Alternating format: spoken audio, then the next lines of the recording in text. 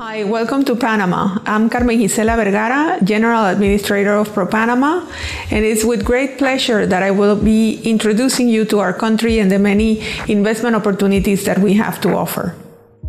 So Panama is truly a country of opportunities, and throughout this presentation, we hope to convey this message to you that we are the best option for your next investment and certainly the place to be.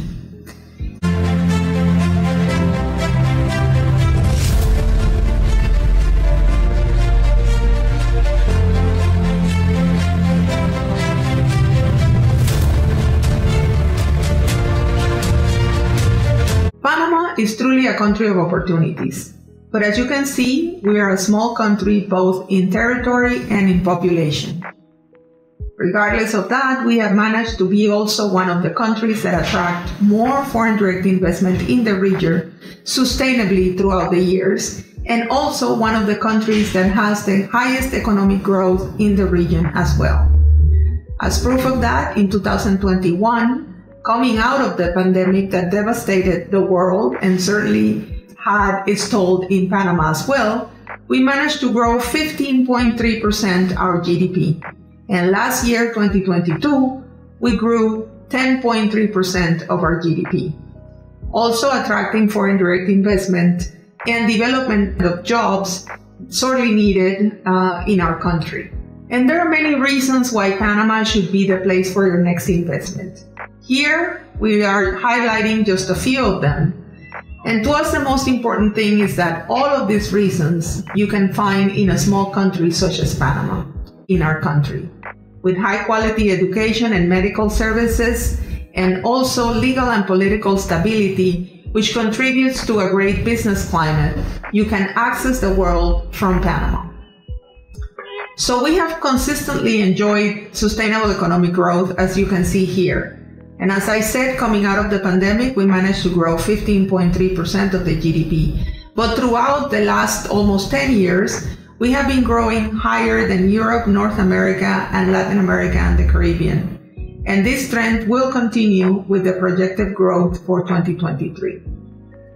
And certainly one of the pillars of our economic growth is the financial banking services sector, comprised of the banking sector, the insurance and reinsurance sector, and the stock exchange.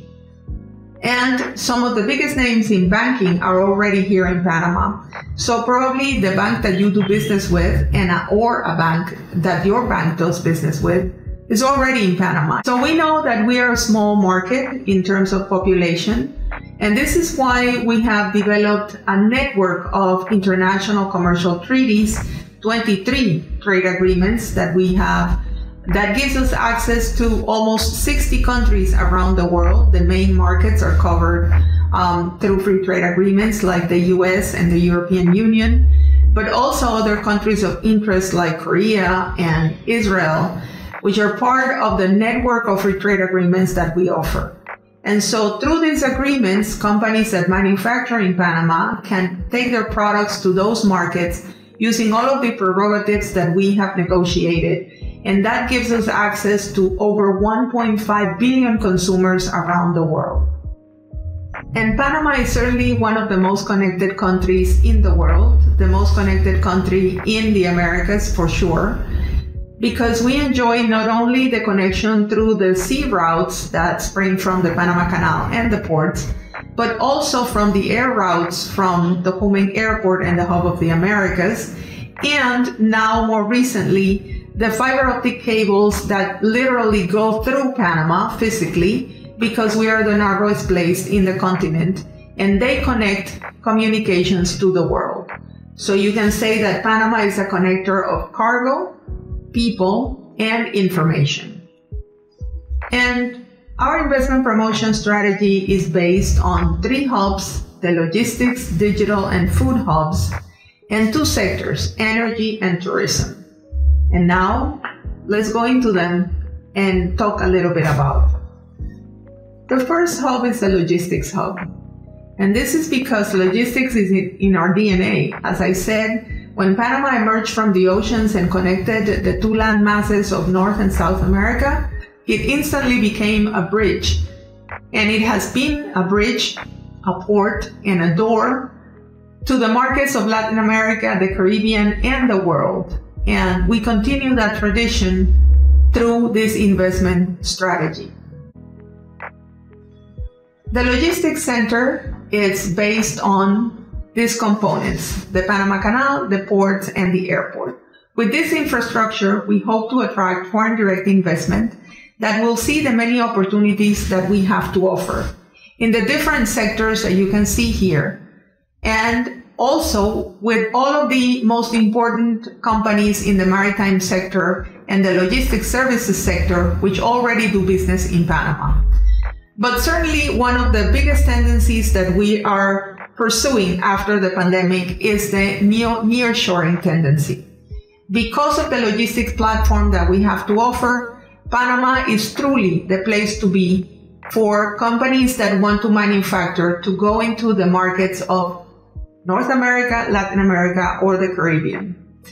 Because of the strategic geographic position and all of the infrastructure that you saw already, we think that we are the best bet for nearshoring in the Americas. The second hub is a digital hub, and it's based on our connectivity platform. And as you will see, the connectivity from Panama is truly limitless. Panama is home to the modern, more inclusive digital economy of the future, a future in which technology acts as an enabler of national progress by improving economic competitiveness, broadening accessibility to new and emerging tech, strengthening data security, and increasing financial inclusion and well-being for everyone. As Panama transforms into the leading digital hub for Latin America and beyond, it welcomes public-private partnerships that are good for business and its citizens. Through Panama, as the narrowest place in the continent, 6 fiber optic cables cross physically through our isthmus. The last one, the Curie cable from Google. And this gives us 100% of the regional internet traffic, 97% of the international voice traffic, and 90% of the data transmissions that go through Panama. And also a legal framework that allows for the protection of personal data that is housed in Panama. This is why some of the biggest names in the digital world are already doing business in Panama in several different activities, from BPOs and call centers to cloud services and software development, research and development. And more recently, we're moving into fintech, and also we're moving into the new tendency for post-pandemic, which is the digital nomads. The digital nomad law allows for people to come and work in Panama between 9 and 18 months with a minimum income of $3,000, and they can apply for their visa through the internet and get it in about 30 days. So this is a strategy that we're implementing to bring the digital nomads into Panama.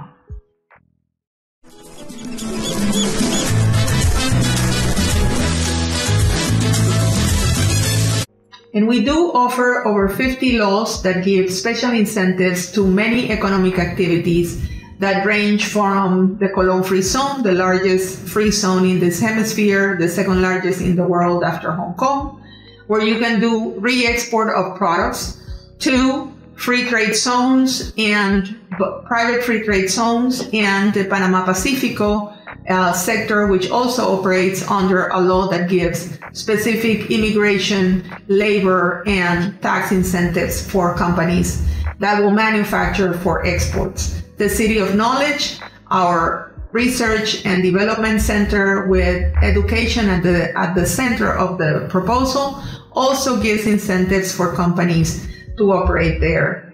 And the multinational headquarters law that has been responsible for getting now over 200 companies here, spinned off into a new law called EMA during the pandemic, and EMA has successfully attracted companies to manufacture in Panama. We also have the agro-parks law that I explained, and the film law for films to be developed in Panama. As a support for all of these legal regimes that offer incentives to investments, we also offer the Legal Stability for Investment Law, Law 54 of 1998, that guarantees to the investors that the same prerogatives that they have negotiated in day one will be in place for the next 10 years of their investment. This applies to investments at a minimum of $2 million. We are also becoming the site for investment migration in the region. And we have different kinds of laws that allow for investors to come to Panama and obtain their residency. And we are starting with a strategy and an action plan to develop this pharmaceutical hub in 3 main areas: the value-added process and distribution, the clinical trials, and the domestic manufacturing of medicines. Now, the first sector in our strategy is the energy sector. And of course, part of a sustainable development strategy is certainly the energy sector.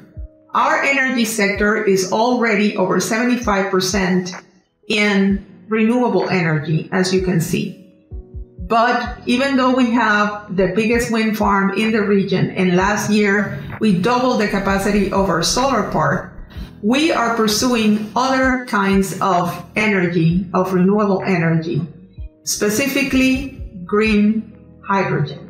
And this we're doing through our energy transition strategy, which proposes the digitalization, decarbonization, decentralization, and democratization of the energy sector in our country, and looks at many business opportunities from public and private electric transportation to waste management, the new tendency of waste to energy, and also water management to produce energy, as well as I said, the green hydrogen strategy. Thank you so much for your attention. We do hope this information has been useful to you. And if you require any more information on Panama or investment opportunities, please follow us in social media or visit our webpage, and we will be more than happy to serve. ProPanama is your connection in the country of connections.